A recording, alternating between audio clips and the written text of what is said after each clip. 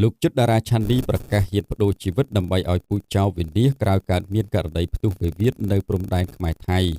បន្ទាប់ពីការផ្ទុះវិវាទនៅបន្ទាត់ព្រំដែនរវាងខ្មែរនិងថៃបានផ្ទុះឡើងនាពេលនេះអតីតតារាសម្ដែងលោកជិតតារាឆាន់ឌីបានប្រកាសជាសាធារណៈថាចិត្តជាកូនប្រុសបើលោកអាចបដូរជីវិតនោះលោកនឹងសុខចិត្តដើម្បីឲ្យពូជចៅវិនាសនិងសូមឲ្យខ្មែរឈ្នះស្របពេលដែលមានបញ្ហាព្រំដែនរវាងប្រទេសទាំងពីរកំពុងតែឡើងកម្ដៅនោះនៅលើបណ្ដាញសង្គមគេឃើញថាមិនមានតែលោកជិតតារាឆាន់ឌីម្នាក់ប៉ុណ្ណោះនោះទេប៉ុន្តែគេសង្កេតឃើញមានអ្នកសិល្បៈជាច្រើនទៀតបានចេញមុខជួយជ្រោមជ្រែងដើម្បីផ្ដល់កម្លាំងចិត្តថវិកាដើម្បីជាការលើកទឹកចិត្តទៅដល់កងទ័ពកម្ពុជាដែលកំពុងតែឈរជើងនៅព្រំដែនដែលកំពុងតែមានចំនួនមិនត្រឹមតែប៉ុណ្ណោះក៏មានអ្នកសិល្បៈមួយចំនួនក៏បានចេញមុខមកប្រកាសជាសាធារណៈឲ្យចូលរួមធ្វើកងទ័ពបម្រើជាតិប្រសិនបើមានតម្រូវការក្នុងពេលដែលមានសកម្មភាពបង្ហាញពីការសាមគ្គីភាពនៅលើទឹកដីកម្ពុជាក្នុងនាមជាកូនខ្មែរមិនខុសពីអ្នកសិល្បៈផ្សេងទៀតនោះទេអតីតតារាសម្ដែងដ៏ល្បីល្បាញនាទសវត្សរ៍ឆ្នាំ90គឺលោកយុទ្ធរាឆាន់ឌីក៏បានចេញមុខអះអាងថាបើអាចលោកសុខចិត្តបដូរជីវិតដើម្បីឲ្យពូជចៅវិនាសសូមឲ្យខ្មែរសុខសាន្តនិងឈ្នះត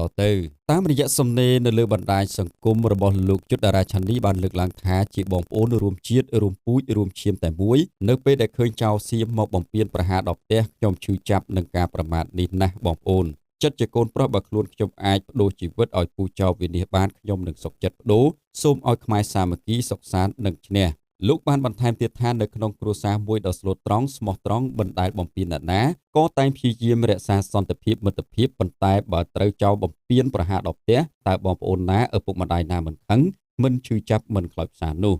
ចឹងណាបើតាមលោកយុទ្ធរាឆាន់ឌីខ្ញុំជឿជាក់ថាចិត្តជាឪពុកម្ដាយឈឺចាប់បំផុតប៉ុន្តែការសម្រេចចិត្តគឺត្រូវតែមានទំនួលខុសត្រូវខ្ពស់បំផុតនិងស្វែងរកដំណោះស្រាយដ៏មានប្រសិទ្ធភាពនិងសូមឲ្យបងប្អូនទុកចិត្តលើរដ្ឋាភិបាលនិងកងទ័ពរបស់យើង